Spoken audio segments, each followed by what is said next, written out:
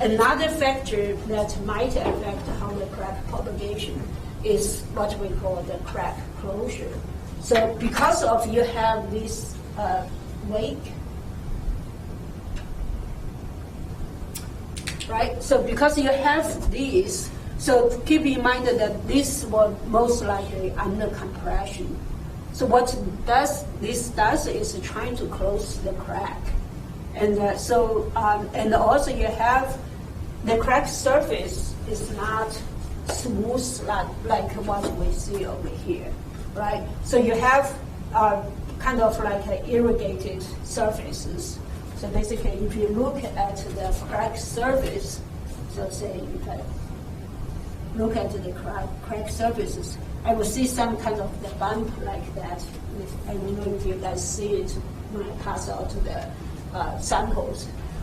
So what happens is when you unload it, you were trying to push the true surface back, right? And they are not necessarily lined up because of the change. So when you push it back, especially when you have compression, the push, then these things that sometimes doesn't line up, and then they go against each other. So when you have a compressive load, it's actually the material itself doesn't see the actual compression. It's the actual compression you see is less. And then when you're trying to open it up, when you force these things to kind of meet, and then when you're trying to open it up again, there's a friction, right? So now it actually takes more load for this to eventually open up and then open again. So that's what we call the crack closure effect.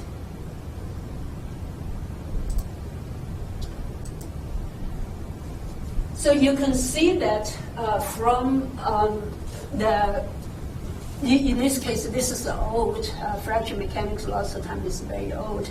Now you probably can find some digital image correlation images, but these are for using fringes to measure the strengths around the crack, and they say that near the crack, the fringes actually are smaller, or the strengths actually, the stress that's seen by the crack front is smaller than what you think. Or you can look at the displacement. You can see that as you apply load, at the beginning your displacement is smaller because of this friction effect. And then after a certain time or after a certain level, once you open it up, so say you have something goes like this, and then you pull it until you overcome that, then the rest will become easier, and that's what you see over here. So that turning point is what we call the opening stress, right? So now you will not have crack growth until your maximum stress is larger than the opening, because under this that you are just trying to open up the crack while they were trying to hold it together. So to account for that, you use effective delta K. So instead of using, for example, in this case,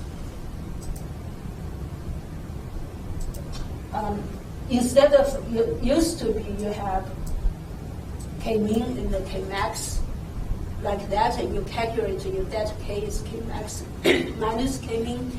Now you replace the K min with your K open over here. So your actual delta K, or your effective delta K, is that range. So obviously that basically is a certain percentage of your delta K that you calculate. So that's the effective delta K, and then you define a ratio and then use that to calculate the effect, and then use the effect.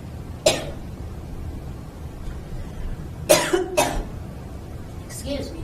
And you use that K effective in your calculation of crack growth. So obviously with that, your crack will grow slower than if you use the original delta K.